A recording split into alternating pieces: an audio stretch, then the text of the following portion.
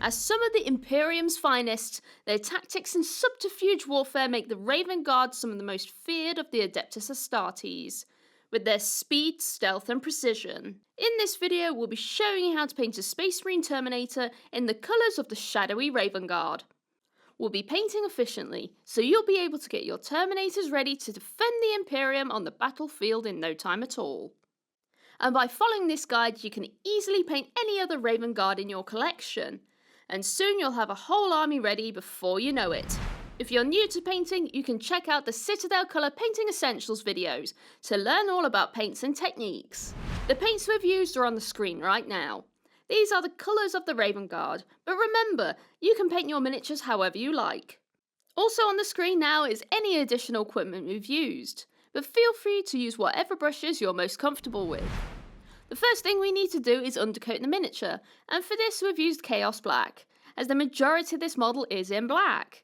You'll also need a pot of Abaddon Black to hand. This will help if we need to tidy up any mistakes. First we'll apply Lead Belcher to any metal details, like piping, vents, weapons and that targeting array. We want a few thin coats to fully cover over the black base coat, so thin it down and apply multiple coats. But don't worry about being neat at this stage, as we'll be covering any mistakes with our next colour. Once you've finished with all your Lead Belcher details, we'd best change that paint water, as we don't want any metallic flakes getting into our next paints. Next we'll be painting the armour using Corvus Black. We'll try to leave the recesses in our undercoated colour, or we can pick them back out with a small airbrush and our pot of Abaddon Black.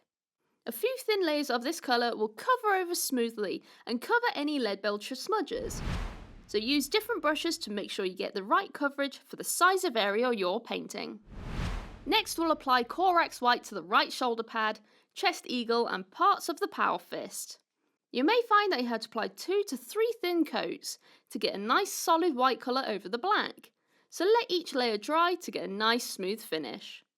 When painting parts of the Power Fist, draw a white line down 1/3 of the left side of the fist, then on the right. Then we can fill it in with the rest of the colour. This just marks out how wide we want that white area to be. After this you can tidy up any smudges or wonky lines with Corvus Black.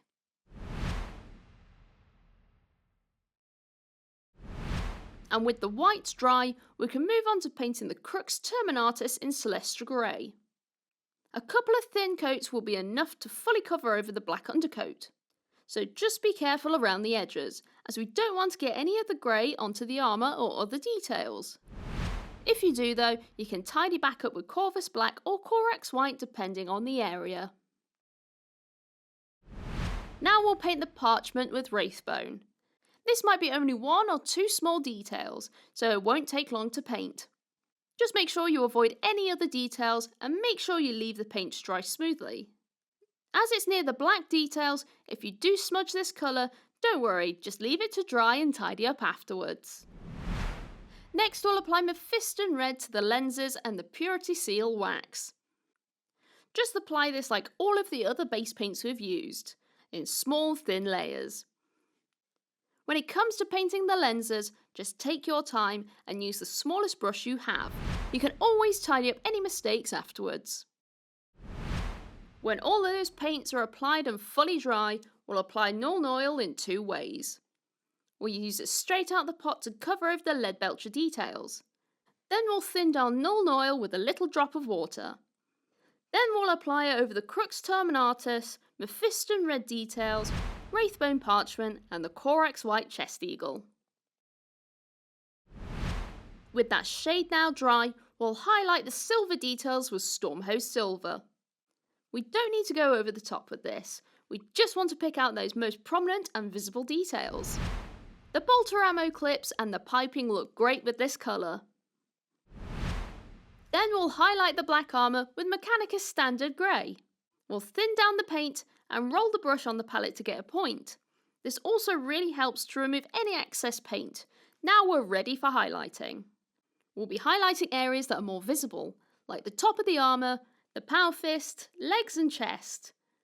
So if you can't see it, don't paint it. And to finish it off, we'll highlight the white armour with White Scar. Just like with the last highlight, we only want to focus on these edges and details we can see, or that we can get done quickly. And there we are, your Raven Guard Terminator is now complete, ready to strike from the shadows and hunt down the Xenos filth. Now we can go base our model and add our transfers. We've used Sterling Mud to base our model, and if you'd like to learn more about technical paints, we've got a video all about them. For more tutorials, tips and tricks, check out citadelcolor.com, or head to your local Warhammer store where our amazing staff will be happy to help you. Well, we hope you enjoyed this video, and we'll see you next time. Bye bye!